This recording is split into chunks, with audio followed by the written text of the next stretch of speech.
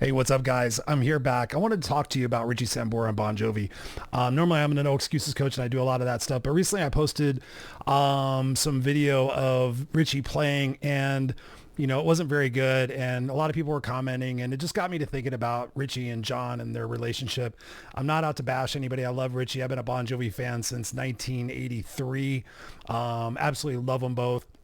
But recently, Richie was on the Allison Hagendorf show, and he was very conceited, and he was very about himself, and he wasn't very respectful towards John, and it just seemed very condescending and conceited. And so I saw this video of him playing Wanted Dead or Alive. He seemed like he was drunk, and so I just put it out there for everybody to see on my YouTube channel. It got a bunch of views, it got a bunch of comments. People were on Richie's side, people were not on Richie's side. It is what it is. But I've gone down a Richie and John rabbit hole recently on YouTube, and I've been seeing a lot of content. And what's interesting is I just watched his interview with Chris Shiflett from Foo Fighters on Shifty's podcast. And it was interesting. Something caught my attention when he talked about how he joined the band. And he was like, John, sought me out and da-da-da-da. And it was very arrogant and conceited. And it was interesting. And I was like, whatever. And then last night I happened to be watching Bon Jovi videos, and I saw this documentary about John and his acting and whatnot. And it flashes to Richie. It talks about how the band got started, and it flashes to Richie. And Richie, I get chills when I think about this, or when I talk about this. And Richie says, oh, I approached him, and and I told him I have to be in your band.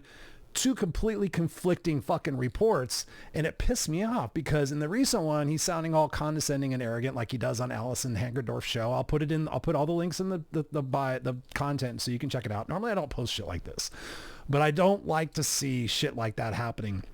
And so I'm going to leave it up to you. You check it out. I'll put the links in there so you can see the whole context of the video. I'm not out to bash anybody, but I just thought it was fucked up that he says, oh, he came and approached me and, sounds all like this. But in this video, the second video, it sounds more sincere and realistic, and it just bums me out and pisses me off. And so I'm one of those people that like to bring, the facts to the situation. So I'm going to let you guys check it out. Please don't bash me. It's not about that, but I just wanted to bring about the fact that this is going on and just get your guys' input on this. And I love Richie. I hope he comes back to the band. I love Phil X. Phil X is an amazing dude. He recently was just quoted as saying that he wishes Richie would have been back in the band to experience this thing they experienced together. Super cool dude.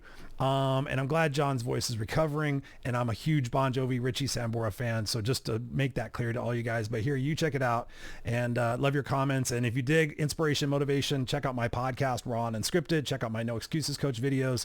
I'm the real deal. And I love you guys. I appreciate it. Rock on. I love music, and keep rocking out. Cheers. But it was all right. Can you tell the story of how the band kind of got together? Because that first record, there's the song Runaway, which was like the first single. And I know John didn't have a band yet, and that's not you guys on it. But then you guys formed the band in the wake of that kind of getting some radio. Isn't there a whole, Well, there's a whole story that's interesting because it has to do with this house. Because at the time, I already had a couple of record deals. When I was first here, I got signed. Led Zeppelin signed me to their Swan Song when I was like 19 and a half, which was like, yeah.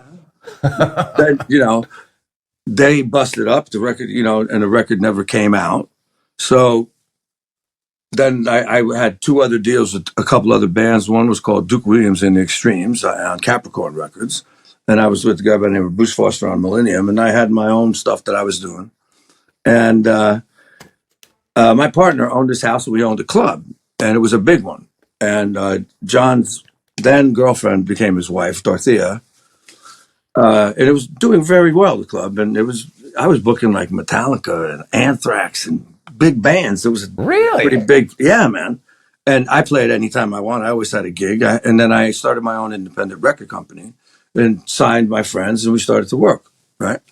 And so Dorothea said, can John come in and do a thing on Saturday afternoons? I would run this juice bar for kids, new bands would come in, because I had a real big stage and lights and nice PA and everything. And I would, and I go, yeah, sure, And actually, Kiss had asked me to join, so I left for LA. Wait, what? Yeah, man, I got that. Yeah, Gene asked me, and I was Is like, that public knowledge? I've never heard that before. "Oh, it's true. I'm telling you. Ask him." And Wow. of course, I didn't get the gig. I was more of a blues guy than I was I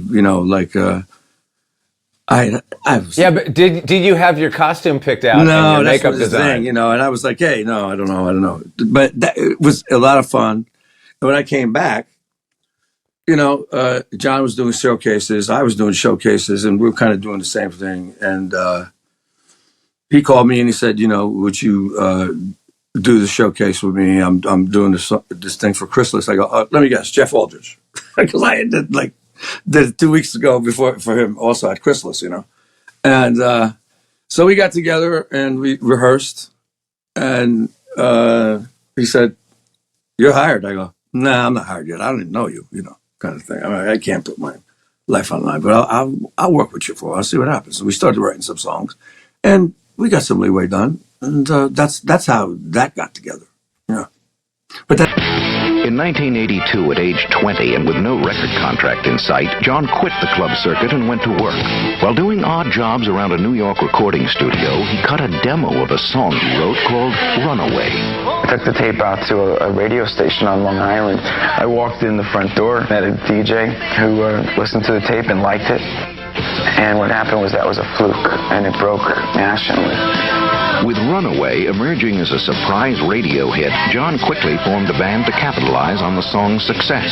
The last to join was an up-and-coming lead guitar player named Richie Sambora. I walked into this place called the Fountain Casino in New Jersey.